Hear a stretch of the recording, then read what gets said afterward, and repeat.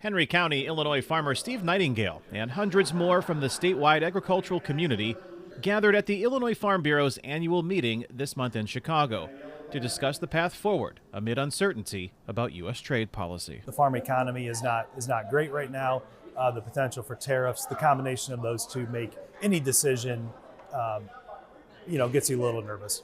The U.S. Department of Agriculture's forecasts for 2024 show farmers across the United States losing nearly a quarter of their net farm income compared to the 2022 peak, while prices for inputs like fertilizer are near all-time highs.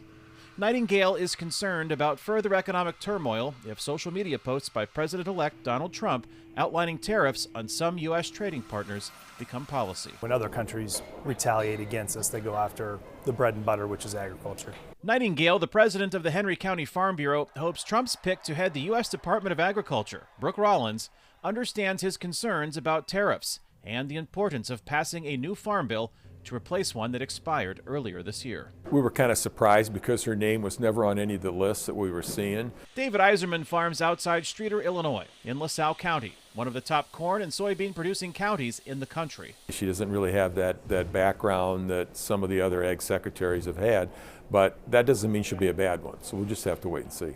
Rollins, who served in the previous Trump administration as the acting director of the White House Domestic Policy Council, graduated from Texas A&M University with a degree in agricultural management. So she's got some ag background, and hopefully she's going to come in with an open mind and be supportive of farmers, and she said she is. Iserman is also trying to have an open mind about transforming U.S. trade policy. And until he takes office, until the new president takes office, we're really not going to know what's going to happen. But I know we've heard he's had talks with Canada, and supposedly those were productive. So maybe it's working in the case of Canada. I just don't want an agriculture model that's built on government policy. Dan Miller is the CEO of Steward, which crowdsources investors, connecting them with farmers and other producers.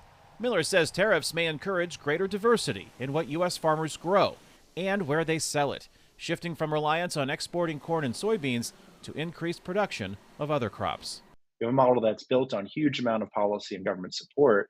Most farmers I work with would prefer not to have that. They're just stuck in it. They grow corn and soy because they can drop it at the elevator, get paid. Miller acknowledges shifting production of any crop is a lengthy, expensive, and complicated process, requiring new infrastructure, but hopes debate about tariffs and U.S. agricultural policy allows for policy to shift. We just want a free market. While Nightingale wants new buyers for corn and soybean crops, Iserman would settle for more certainty in U.S. trade and agricultural policy. We're using us as a pawn, agriculture as a pawn, and that concerns me. Kane, Farabaugh, VOA News, Chicago.